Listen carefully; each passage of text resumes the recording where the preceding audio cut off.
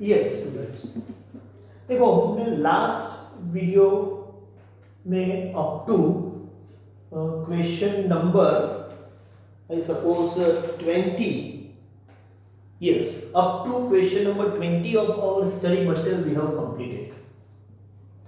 Till that the concept what that we discussed was finding index number using simple arithmetic mean of relatives, method of relatives की बात कर रहा हूँ. Okay, for single product as well as multiple product with single period and multiple period, fix base और chain base index हम निकालते थे ये मेथड से. अच्छा, अब दूसरी पैटर्न है मेथड ऑफ रिलेटिव के बाद मेथड ऑफ एग्रीगेट्स. लेकिन मेथड ऑफ एग्रीगेट्स पे जाने से पहले एक छोटा सा पॉइंट में यहां पर इन बिटवीन डिस्कस कर लेना चाहता हूं. क्या होता है कि हमारे पास फिक्स बेस इंडेक्स और चेन बेस इंडेक्स दो अप्रोच है, लेकिन प्रैक्टिकल किसी एक अप्रोच से ही इंडेक्स नंबर कंस्ट्रक्ट किए जाते हैं. लेकिन होता क्या है कि कभी-कभी हमको लॉन्ग टर्म रिक्वायरमेंट के लिए फिक्स बेस इंडेक्स चाहिए. लॉन्ग टर्म ट्रेंड क्या है वो चेक करना हो तो फिक्स बेस इंडेक्स चाहिए. और शॉर्ट टर्म चेंजेस में क्या है, शॉर्ट टर्म वेरिएशंस कैसा है, उसके लिए चेन बेस इंडेक्स चाहिए. लेकिन अवेलेबल कोई एक ही होता है.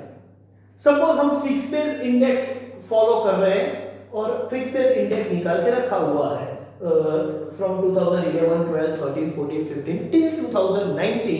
सपोज हमने हर साल का फिक्स बेस इंडेक्स निकाल के रखा हुआ है. अभी मैं लॉन्ग टर्म क्या चेंज हो रहा है 10 साल में वो नहीं चाहिए मुझे, सिर्फ 18 की कंपैरिजन में 19 में क्या चेंज हुआ, या 11 टू 12 क्या चेंज हुआ है और 12 टू 13 क्या है. 11 टू 13 का चेंज मुझे नहीं चाहिए, लेकिन 12 टू 13 में क्या चेंज है वो मुझे चाहिए. तो उसके लिए मुझे चेन बेस इंडेक्स निकालना पड़ेगा. अब अवेलेबल मेरे पास फिक्स बेस इंडेक्स है, तो क्या मैं फिर से पूरा कैलकुलेशन करूंगा और चेन बेस इंडेक्स निकालूंगा? नहीं. इसके लिए आपको यूज करना है एक कन्वर्जन फॉर्मूला का, जिसमें फिक्स बेस में से आप चेन बेस इंडेक्स निकाल सकते हो सिर्फ कन्वर्जन फॉर्मूला यूज करके. सेम वे सपोज आपके पास series of chain base indexes available है और आपको लॉन्ग टर्म चेंजेस का मेजरमेंट करना है और एनालिसिस करना है, तो चेन बेस इंडेक्स आपका पर्पस सर्व नहीं करेगा. उसके लिए आपको फिक्स बेस इंडेक्स निकालना पड़ेगा. तो फिर से पूरा कैलकुलेशन करने की जरूरत नहीं, just you apply one formula, इसको बोलते हैं कन्वर्जन फार्मूला, और चेन बेस इंडेक्स कन्वर्ट हो जाएगा फिक्स बेस में.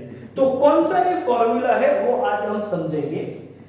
तो ये नोट आपको आपकी नोटबुक में भी लिख के रखना है, ठीक है. मैं एक्सप्लेन करूं, बाद में आप इसको लिख लेना या वीडियो पॉज करके भी आप लिख सकते हो.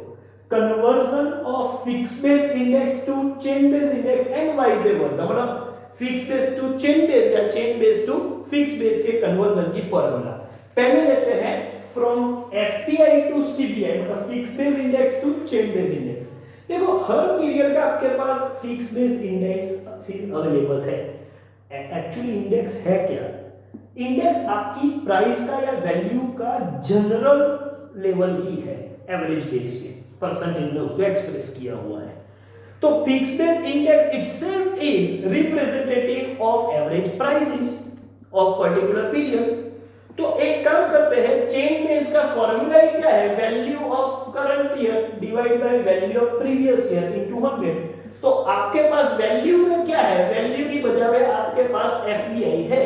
तो chain base index of current period क्या होगा, FBI, value of current period को हम लिखेंगे FBI of current period upon FBI of previous period, मतलब इंडेक्स इटसेल्फ बिकम्स वैल्यू. तो उस हिसाब से देखा जाए तो बिल्कुल सिंपल फार्मूला है. Chain base index of current period is fix base index of current period divide by fix base index of previous period multiplied by 100. अच्छा, लेकिन यहां पर फर्स्ट ईयर में क्या करेंगे, क्योंकि फर्स्ट ईयर का रूल क्या है भाई, एफबीआई ऑफ प्रीवियस पीरियड तो अवेलेबल नहीं होगा. वही रूल जो हम चेन बेस इंडेक्स वैल्यू पर से निकाल देते हैं. फर्स्ट ईयर का मतलब क्वेश्चन में दिया हुआ फर्स्ट ईयर नहीं, फर्स्ट ईयर का मतलब है जहां से चेन शुरू होती है, वो मतलब चेन कहां से शुरू होती है वो पीरियड, मतलब वो ईयर मतलब फर्स्ट ईयर या फर्स्ट पीरियड. तो फर्स्ट ईयर या फर्स्ट पीरियड मतलब चेन जहां से शुरू होती है, इससे पहले का कोई फिगर ही अवेलेबल नहीं है, तो जहां से चेन शुरू होती है उसके लिए आप chain base index equals to 100 लेके काम कर सकते हो। बहुत सीधा साधा है, जहां से चेन शुरू होती है वो फर्स्ट ईयर माने तो चेन बेस इंडेक्स वो फर्स्ट ईयर का 100 होगा।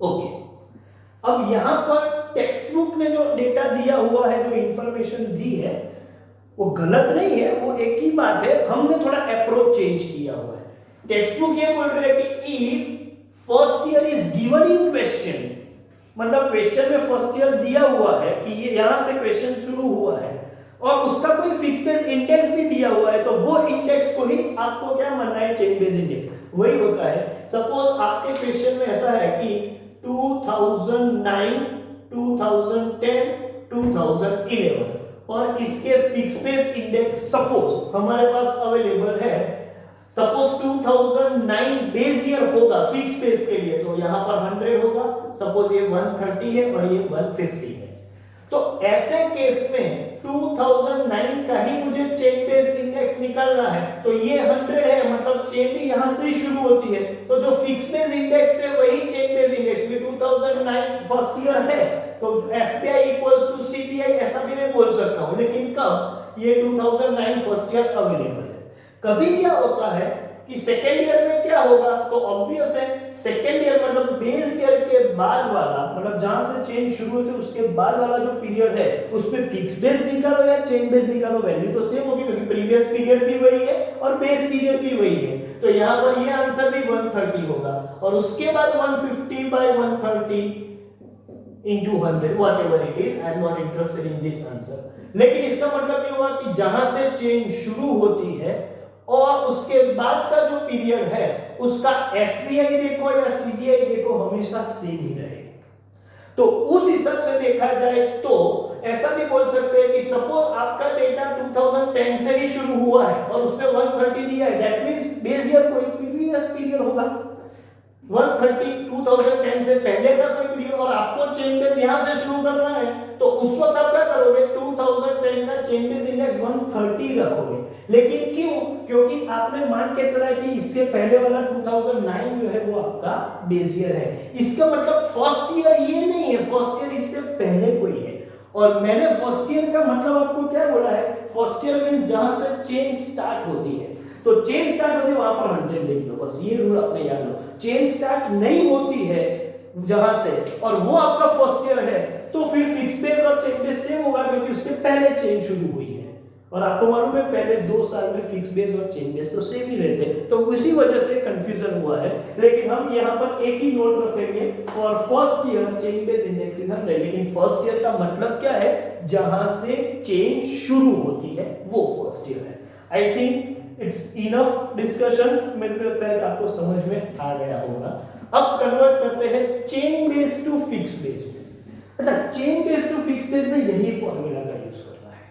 क्या है formula, chain base index of current period equals to FBI of current period divide by FBI of previous period. मुझे एफबीआई ऑफ करंट पीरियड चाहिए, तो मैं क्या करूंगा, ये वैल्यू से इसको सामने ले जाएंगे तो मल्टीप्लाई हो जाएगा और 100 डिवाइड हो जाएगा, तो देखो यही है, FBI of current period is CBI of current period into multiply किया हुआ है एफबीआई ऑफ प्रीवियस पीरियड, और ये 100 डिवाइड कर देंगे, सो होल डिवाइड बाय 100।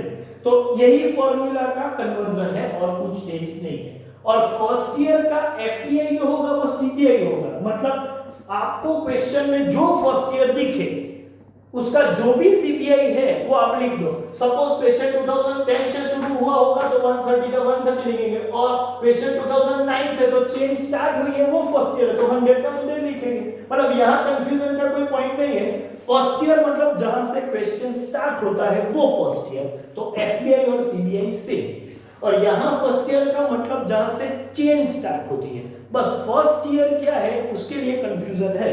तो FBI to CBI, first year means the year from which chain starts, and from CBI to FBI, first year means the year from question starts।